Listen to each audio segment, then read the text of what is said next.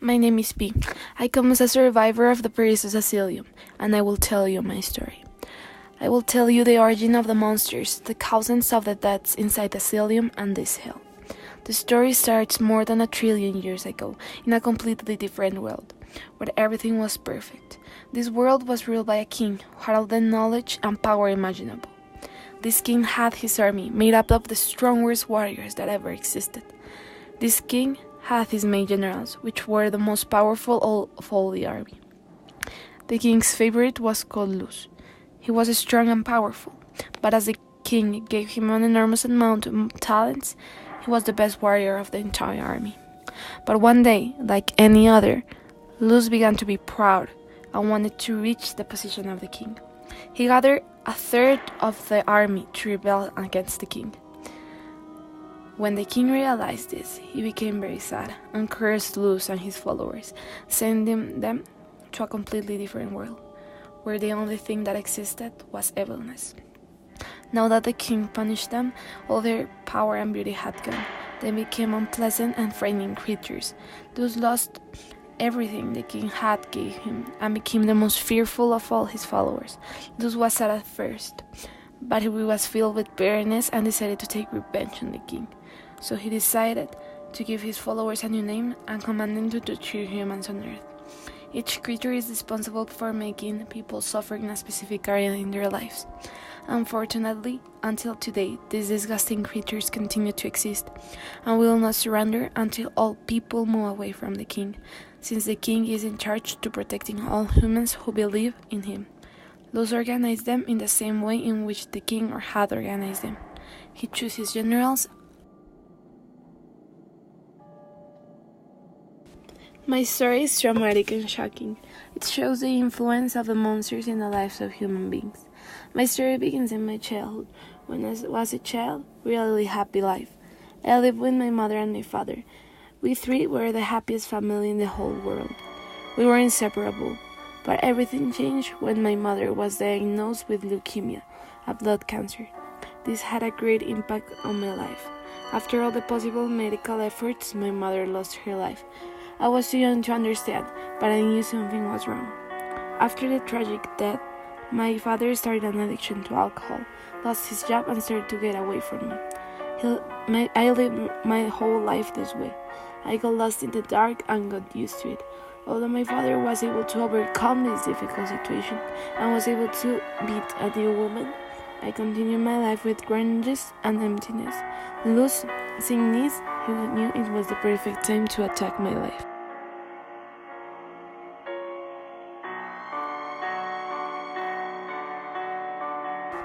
Something important about these monsters is that the most powerful of them can represent dead people. And this was the strategy that Luz was going to use to get the control of my life. One day, I began to feel something strange in my apartment. I began to feel a spirit that lived in my room. But in the beginning, I did not give importance to it. But when the presence began to intensify, I began to worry. I heard sounds in the kitchen. The television started to turn on and off suddenly. But the day that I decided that I should take action on it was when 2 glasses from the kitchen fell off the shelves. I investigated and called a person specialized in detecting demons to my apartment. At first, the man didn't know what was happening, but after realizing something, he told me that it was my mother trying to communicate with me. I was shocked because I had not heard from my mother for years. When the man left, I didn't know what to do. But eventually, I decided to talk to the monster who was pretending to be my mother. For several days, I was afraid of the spirit, but got used to his presence, since I felt that my mother did not forget me and came for me. My friends realized my strange attitude, but did not give importance. After several months, Luz realized that his plan had worked, and that I depended emotionally on the spirit. He concluded that the best way in which he could take over my life was to take it away, to kill me. But he didn't have the power to do it directly. So he called the monster who was representing my mother to invite me to commit suicide. When my mother came to talk to me, She told me that life after death is better than life in this world, and that she will be with me in the afterlife.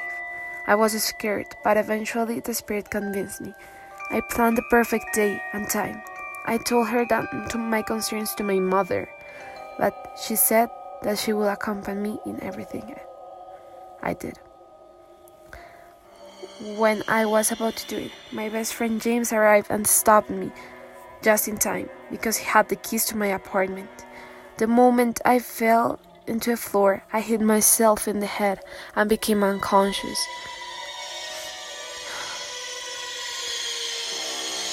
While this happened, James called the police to take care of me. Luz was very frustrated when this happened as he was about to win, but he was defeated. When I woke up, I was at the police station.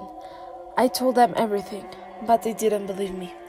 I overheard them talking about what they're going to do with me. After 2 days in the police station, they decided to take me to Paris Asylum. They take the craziest people in Michigan. They usually go people with psychiatric problems or extreme addictions. I resisted, since I clearly believed she was my mother. I knew she was my mother. Although she wanted to kill me, she was still my mother. For resisting so much, they injected me a sedative, and I don't remember anymore. After this, I woke up in a small room. There were a lot of creepy drawings and paintings on the wall. Not a single window, just a spotlight from the high ceiling of the room. I tried to run the door, but I realized it was closed. I used all my strength to get out of it, but it was useless. I started screaming with all I had, until a young man opened the door. He told me to go out in silence and to follow him. I was very scared, but I listened to him. The young man was in front of me.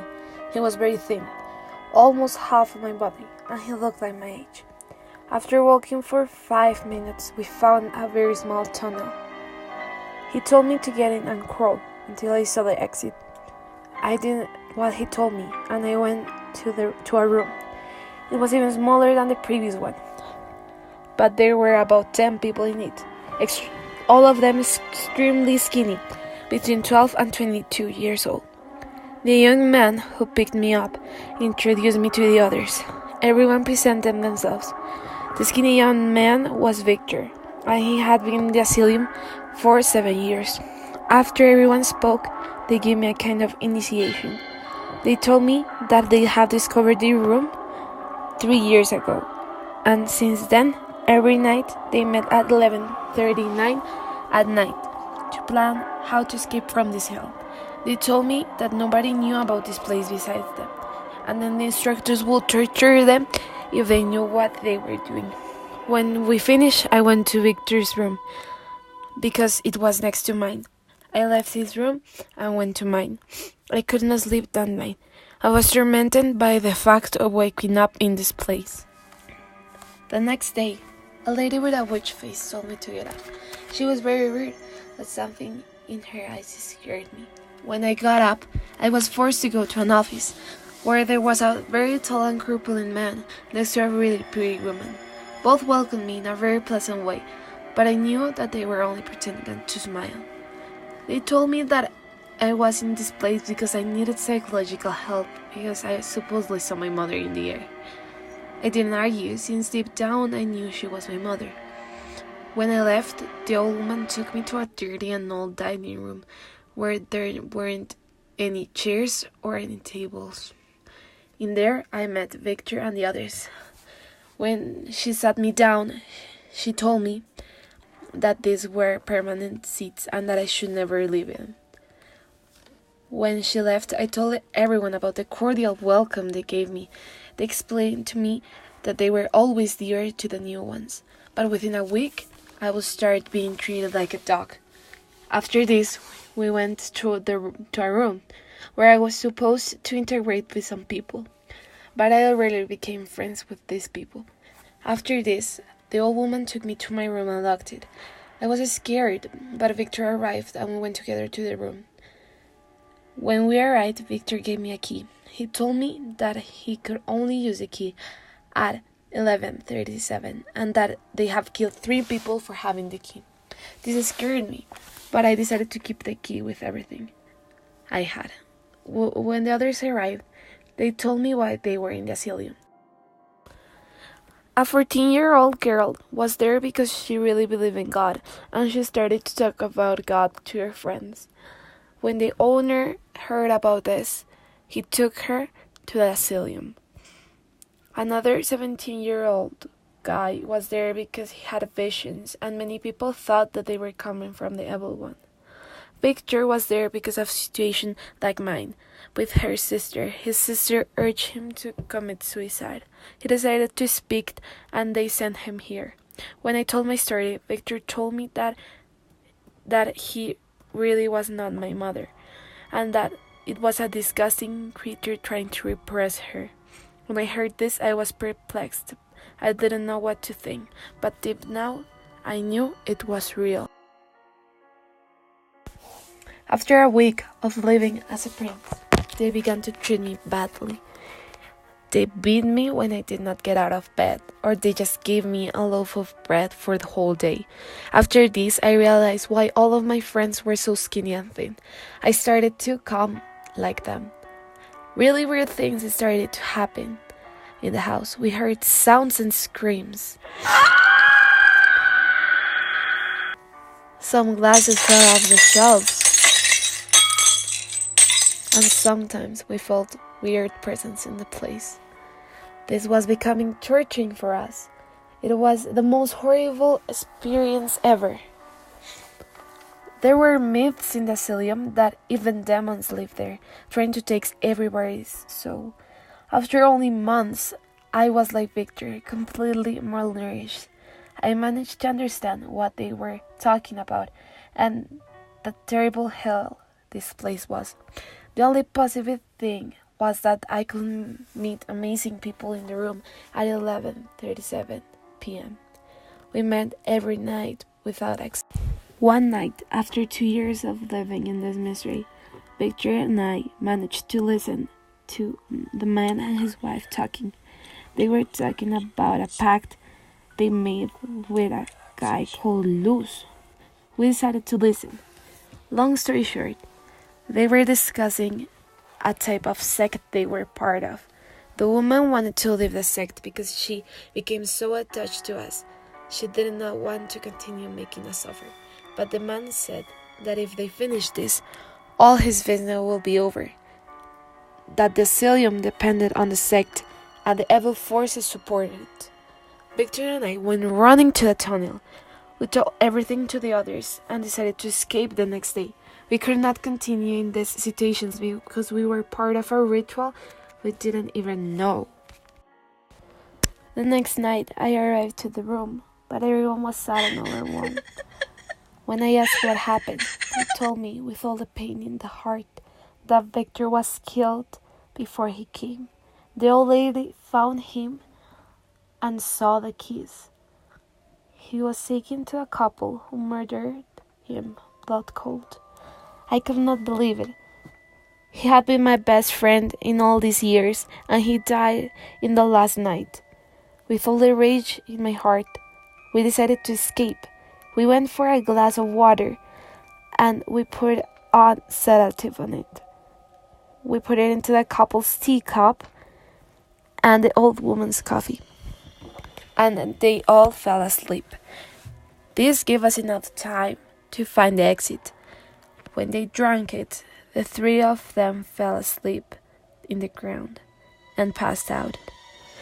We all ran over the madhouse looking for the exit. After hours, we heard a scream. It was the old lady piercing us with a knife. The 11 of us ran together. We decided that no one was going to be left behind. When we finally found the exit, the old woman threw her knife and crossed my leg. Although the pain was immense, I was not going to stop. We managed to find the exit and escape. We all went to a nearest hospital, in another state, obviously, and took us with our families. I was able to reunite with my father after 4 years, and we were able to improve our relationship. Although I lost my best friend in the asylum, and those 2 years of my life, I met amazing people who support me to this day. Today, the asylum is closed. The couple was taken to prison, only for 9 years. This had already been 13 years ago, and it is believed that these people changed their identity and founded a new asylum with the same goal, to torture young people in behalf of Luz. I am P, and this is my story.